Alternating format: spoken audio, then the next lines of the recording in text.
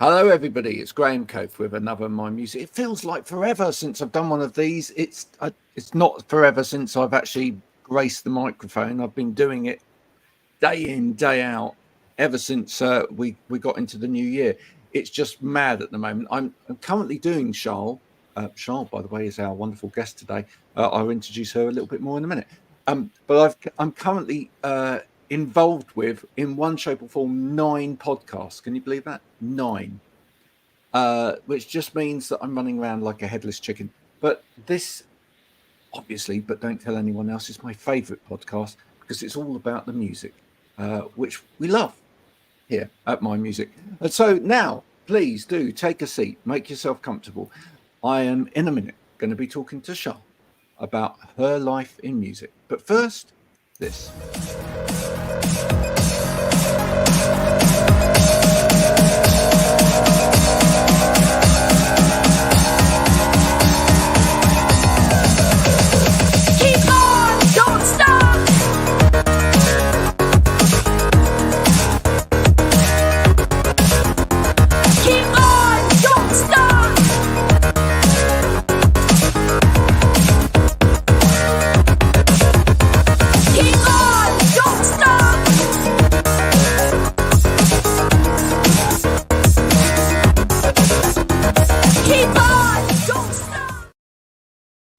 Sharl, thank you for coming in. Now, Sharl, just before we came on, you were saying that, I mean, you're originally from Australia, Melbourne area, and you're now living in London. What brought you over to London?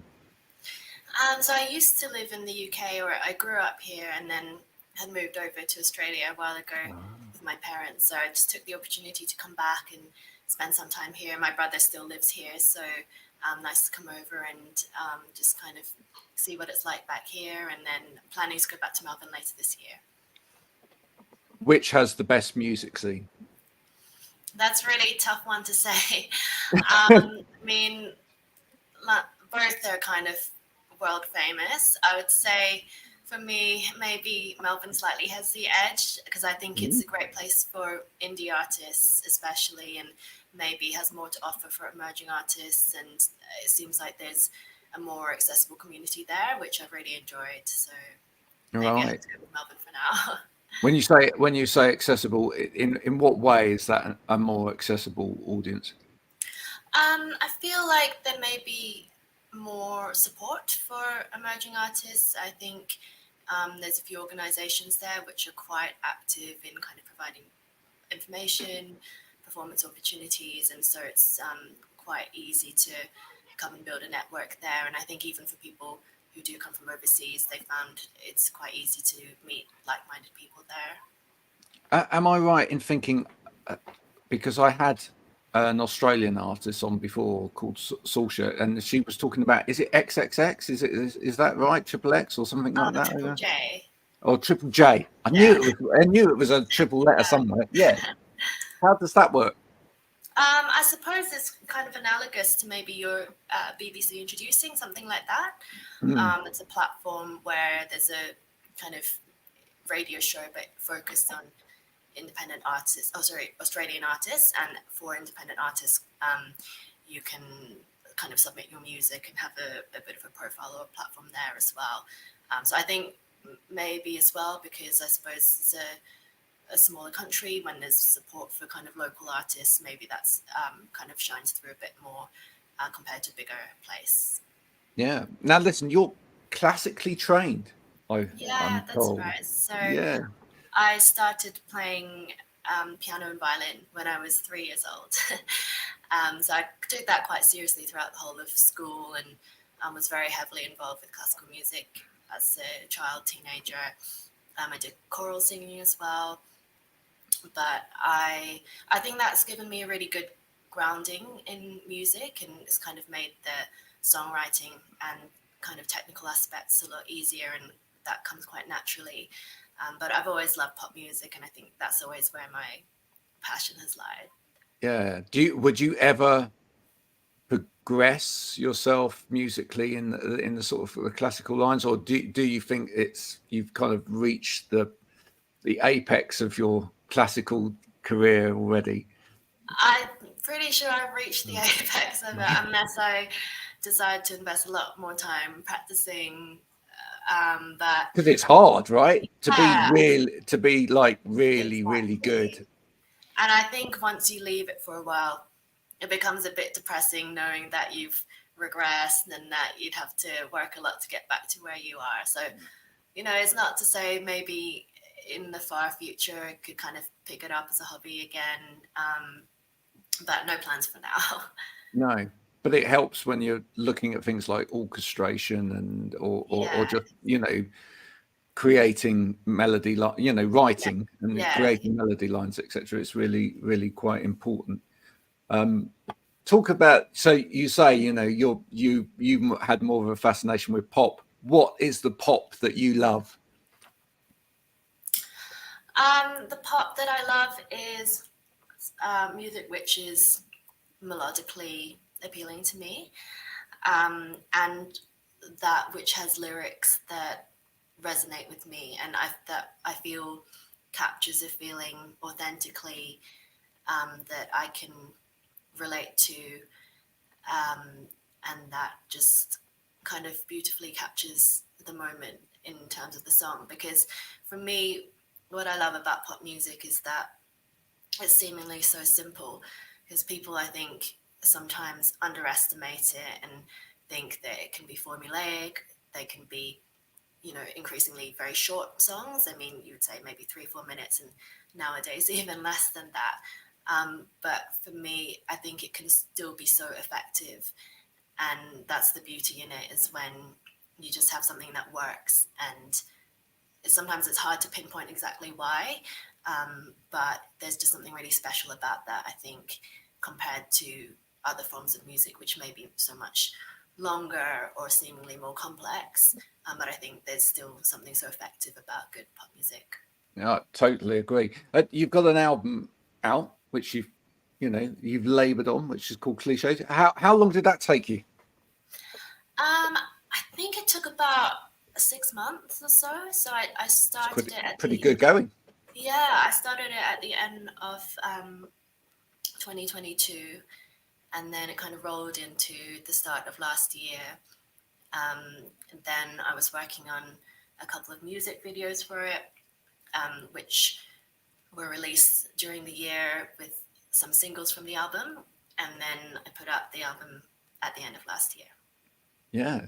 So it's moving quite quickly to do that within a 6 month period. Is that the first time you've completed a whole album? Second time. So Second time. yeah, I released an album, so kind of the debut album the year before, which was called City Lights.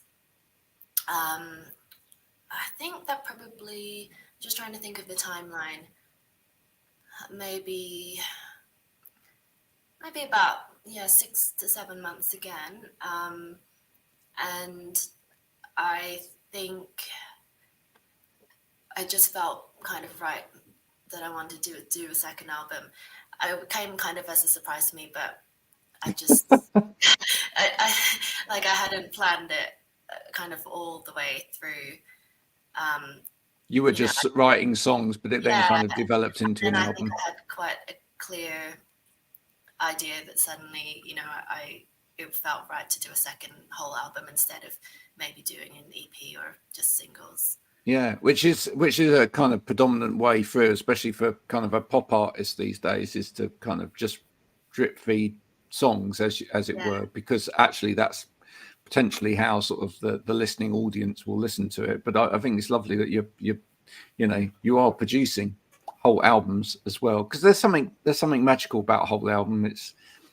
It's that collective experience of what's going on in someone's head at any given time.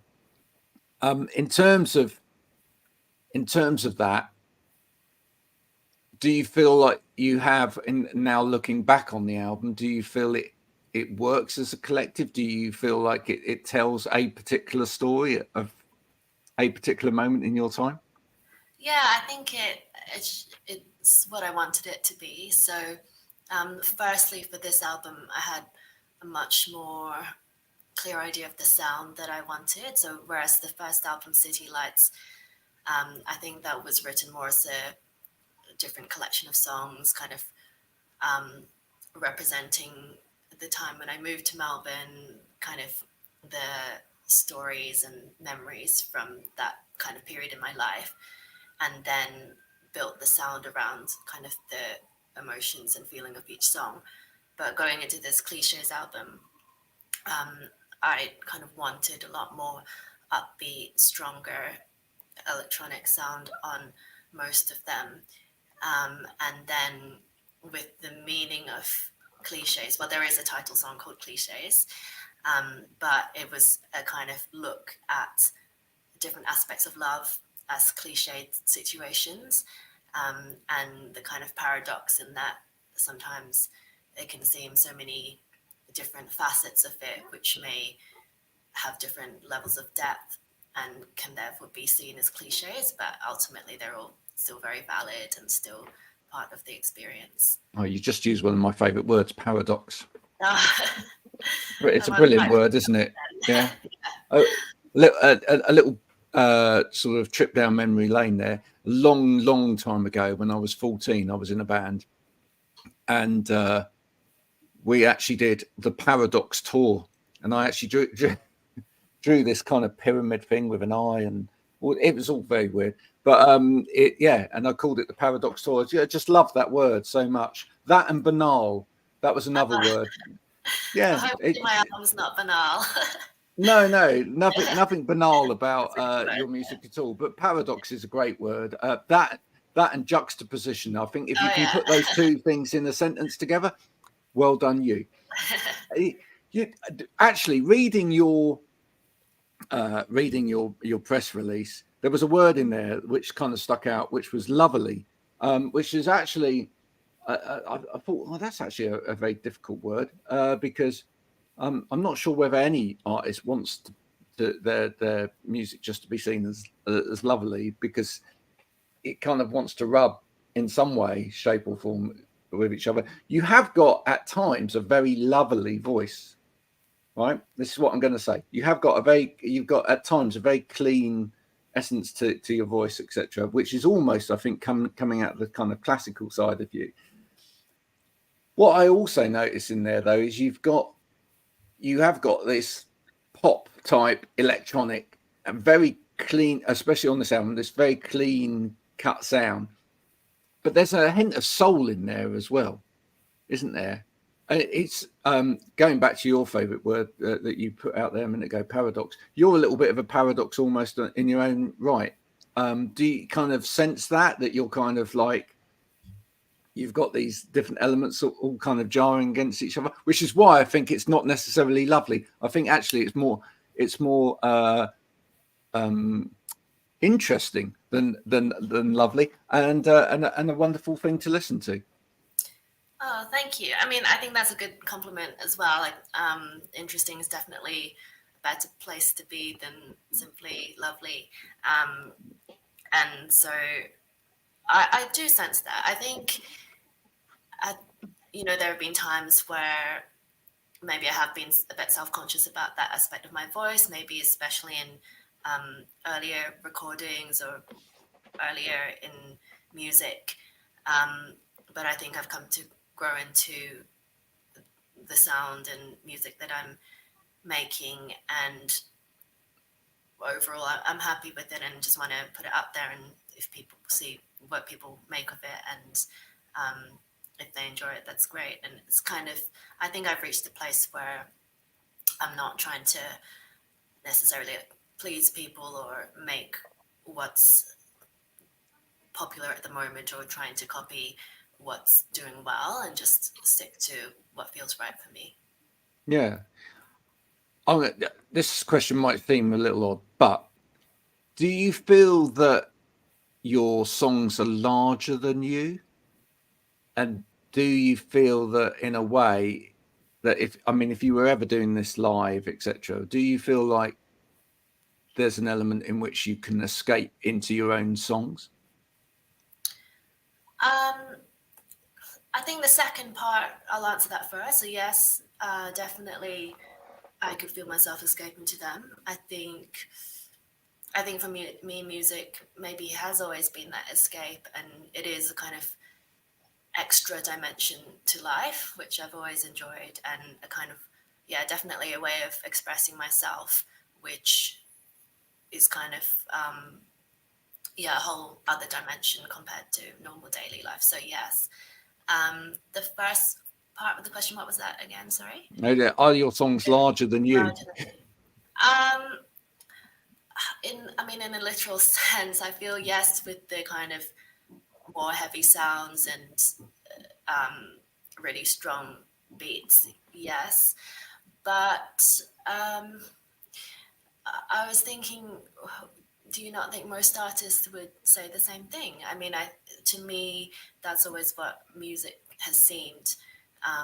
When you think of any artist, I feel like that's their place to express themselves and have that side of themselves which can come out, which, you know, you don't go around being all the time necessarily. So yeah, I just wondered what you thought of that and whether that would not just be It's a good question, isn't it? I mean, I actually, I don't know. I don't think it always is. I think sometimes, I think actually some people have a larger personality than their music. Oh, interesting. And actually maybe their music in some ways is almost an understatement of them as a person, and you know, maybe actually everything else that they display is probably more than would actually come out in their music. But yeah, I guess that the balance would be that for a lot of musicians, their music is an opportunity for them to explore safely elements of their personality, etc., or to put on a personality that is bigger than them. So Yeah, it's really interesting. I just kind of never thought about that before, but I think now that you mentioned it, I'll probably be more conscious of it when I'm, you know, seeing other artists or thinking about them and trying to decide which one it is for them. yeah, is there, in terms of the whole music scene at the moment and what you're hearing, etc., is there anything that's touching your ears at the moment where you think I'd really love to, as I move forward now as well, I'd really love to incorporate elements of that into what I'm doing, or you know, even with the current record, I would love it if I actually could approach that person to see what they make of this and see what they could do with this. Is there any producers or anyone out there that's that you think could add a flavour to what you're doing?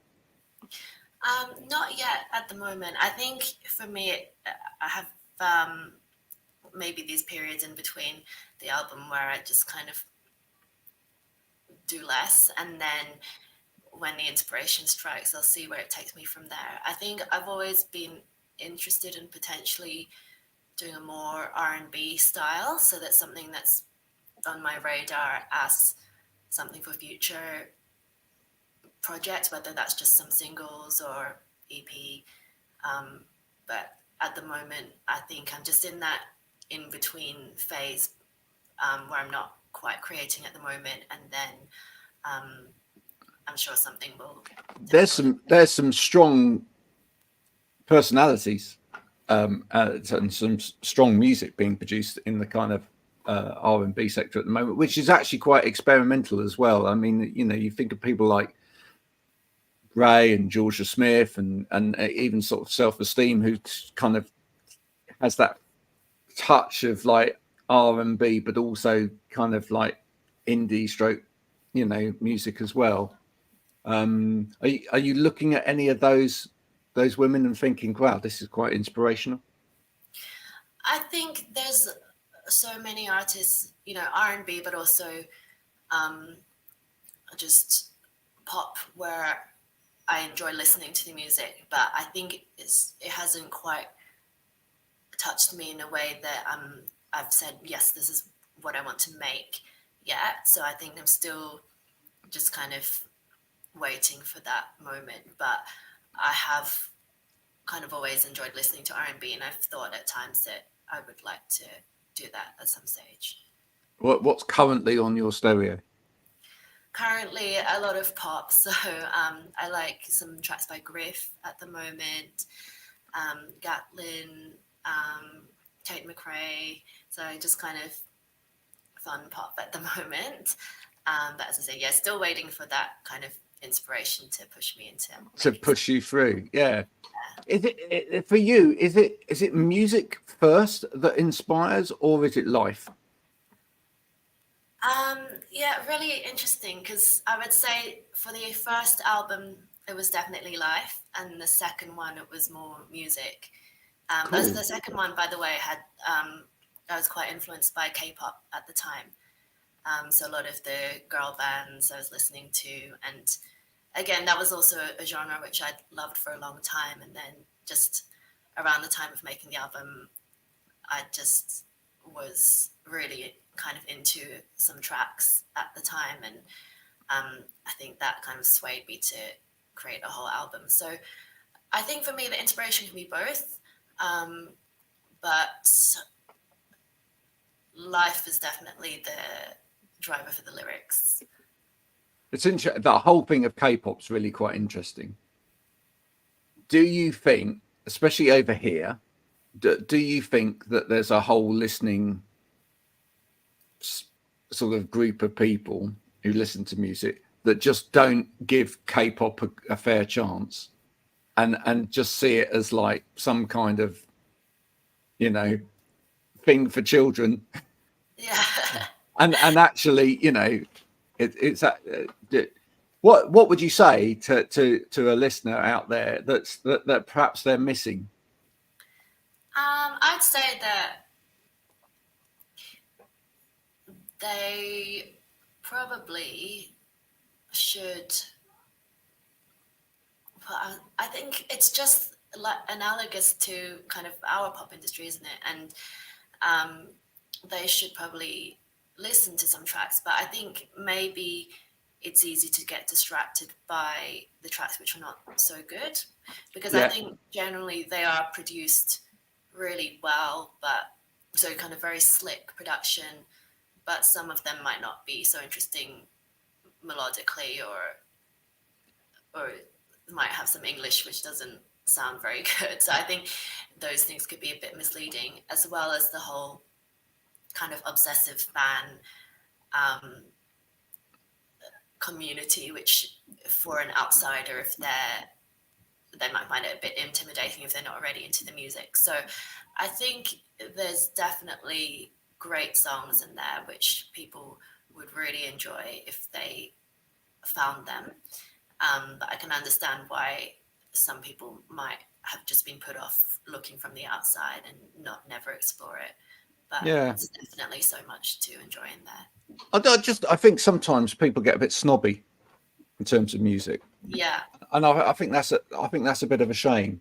You know, I mean, why even things like, you know, maybe people see like the TV expression of sort of K-pop, and they see like, you know, 20 people on stage and think, well, obviously, why are there 20 people on stage? You know, do they really need 20 people? But I mean, then you have a band like the Polyphonic Spree. There were loads of people on stage, you know, whereas what one gets seen as kind of serious credibility because it's kind of in this strange arena, and another it's like, well, you know, what, that's just a spectacle, you know. Yeah, It's a bit weird, isn't it? That it is. we dismiss certain things very quickly, almost on the basis of the, you know, the show, Mm. etc. But as you say, I mean, I would hazard a guess, and I'd love to get some feedback from listeners out there. How many K-pop albums have you actually listened to? I bet you haven't listened to a single one. But you probably heard the Mm. odd song or seen the odd song on YouTube or whatever, and Yeah, thought that's it, you know? yeah. And I think, I mean, there have been a couple of collaborations, I think, between K-pop bands and Like Coldplay very and big artists. Yeah, and yeah, I think, in my opinion, they're not really the greatest of those songs. I think maybe that's not a good representation, and then so people are not that impressed and don't explore further, which is a shame. Absolutely. Where should we, for anybody listening, where should we start if we were going to pick a K-pop album or a song on a K-pop album? Where should we all start? So, I feel like there's a lot of pressure now. No pressure. I would say, so let me just think. So I think some of the bands that were inspirations on Clichés, so Girls' Generation, you might have heard of, is a very long-standing, kind of iconic, famous girl band who are kind of a bit, they're kind of more, I guess, legacy artists now. They're established from 10 plus years ago, but some of their more recent tracks, there was a band called Le Seraphim. I think they're newer. They had a very strong sound on some of their tracks, which I really liked. Just trying to think what else. I'm writing these down, by the way, so that actually I can tag people in. Right. Can I just have a look at my phone? I'm just going to have a look at my playlist and see what I could find. Sharl, for those who are listening, is now currently looking at her phone, so she can see what she's been listening to. But we'll be checking out people like Girls' Generation after this, and I'll give you a kind of view of how I find it. Had you heard of Girls' Generation? Because I have heard of Girls' Generation, but there's a really good example. I have heard of Girls' Generation. I've never listened to Girls' Generation. I'll be completely honest, and I listen to a lot of music. I have never listened to Girls' Generation. I'm going to now on your recommendation. Okay. There's a band called G Idol. It's a G-Idle. G-I-D-L-E. Yeah, I was quite into that. A band called Sistar. Doing it for themselves. Ivy, so it's IVE. IVE. Yeah. Love that. See, you're giving us some really good tips here. Some stuff to check out. Yeah, no, thank you so much. Thank you so much for that. Enjoyed them. What's next for you in 2 albums down, next part of the career? You say, after each project you kind of take some time off to kind of regroup the energy, if you like, and see creatively where it takes you. But is there anything already beginning to bubble under the surface that you think actually, you said kind of the R&B thing, but within that, is there any particular kind of line of thought that's or thing in life that you're thinking, I quite like to write about that? I haven't thought about what I want to write about yet. I'd say kind of in general, I'm always interested in doing collaborations. So I think they're a really interesting way to kind of get the, melding of two people's ideas together. So maybe that's something that I could explore. What do you think of the sort of Ed Sheeran type concept of, you do some solo albums, and then every now and again you do a collaborations project where you're not necessarily having to think about writing for yourself, but you're thinking about the song with someone else. I actually think that's quite a good way for a songwriter to kind of break out of the cycle sometimes and just re-find something else that invigorates, and actually takes the pressure off a little bit as well, because it's like, this doesn't necessarily have to fit into my next step of me. It can be on its own out there in the world as well. Would that interest you? Yeah, it would. I mean, songwriting is just an art form which I really love, and I always enjoy it.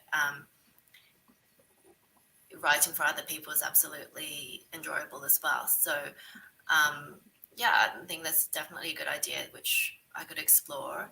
I think, as I said, I'll give it some time and then see what I feel like doing. But that's definitely one possible option. Well, know what? The best way to start that is literally just with putting it out there. So if anybody listens to this and then you check out Sharl's music and you're a producer or you're a musician yourself and you listen to it and you go, wow, I've never heard Sharl before. I'd really like to get in touch. Do get in touch. You never know. It could be the start of a wonderful relationship. And that's sometimes the way that music grows, isn't it? We've had people on here before. They've met each other afterwards.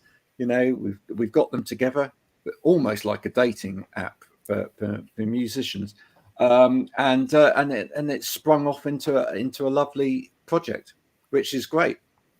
And sometimes you just don't know really what's around the corner, which is just as exciting.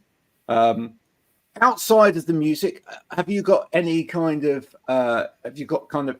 personal ambitions for 2024? I think keeping balanced and trying to not be stressed. I think my personality, sometimes I can be quite I put a lot of pressure on myself sometimes, which is maybe how those albums got done so quickly. And I remember at the start of last year being quite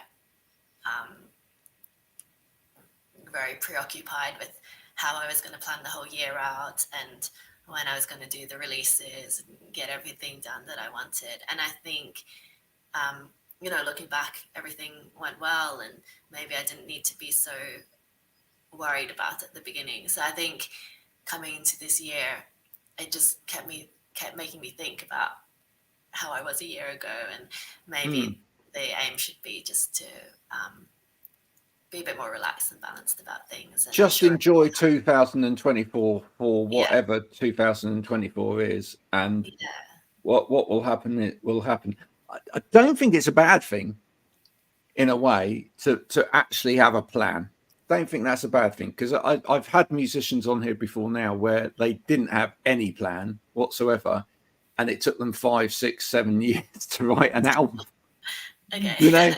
And that can be the opposite problem, can't it? If you don't if you don't have any focus, then it might take you far too long to come back round to the focus. But maybe sometimes it's about just living in the moment for a minute, a little bit longer, so that it doesn't, because actually sometimes that's where the inspiration comes from as well. Yeah, exactly. Yeah. Is there, you've been to Melbourne, obviously, or you've spent time in Melbourne. You've all obviously spent time in London as well. Is there somewhere else? This is my final question for you today. Is there somewhere else in the world that you'd perhaps like to venture to at some point, because you feel like that could give you another whole experience that might be something that you'd like to come out in the music? I don't know if this is realistic, or it's probably not going to happen, but I've always been interested in going to Nashville for obvious reasons. I think it's, the songwriting capital of the world. I know, obviously, with more country focus, but I think that would just be so interesting to be in a place where it just kind of is the heart of the city. So, I don't know if I will ever get that opportunity, but it's an idea I've always had. Well, listen, we've had some people on here who have got songwriting teams in Nashville. I'll tag them in as well. So you never know, and we'll see. Yeah, thank you. Maybe you get invited out as part of a sort of group community thing. That would be brilliant, wouldn't it? That would be amazing. Yeah. I think so. I agree with you. I do think if it was on my agenda, I think the two places I would probably, from a music point of view, just like to go to, just to see how it impacts, would probably be Nashville, and probably New Orleans as well. I just feel like I'm in touch with a lot of musicians that are kind of in the New Orleans area, and there's just that, again, there's kind of a vibe there that just, you wonder what it would be like to take something away from that. Yeah. You know? Yeah. Brilliant. I wish you all the best for the rest of 2024. I hope somebody puts you on the plane, takes you to Nashville, and I hope also people check out your music. That's what this is here for, folks. If you've enjoyed listening to Sharl talk today, please now go and check out her music. It's all there on Spotify for you to fill your boots. The album's called Clichés. It's out now. You can go and listen to it. If you enjoy it, don't just listen to it. Do stop by and let her know. She's on all the social medias. Just let her know what you think, because it takes 2 minutes to be courteous and kind and actually pay some thanks back for somebody entertaining you in your life. We will be back very soon with yet another My Music, because I am speaking to Disco Shrine at 5:30 tonight. So do stick around for that. Until next time, thank you so much, Sharl, and thank you for watching. Bye for now.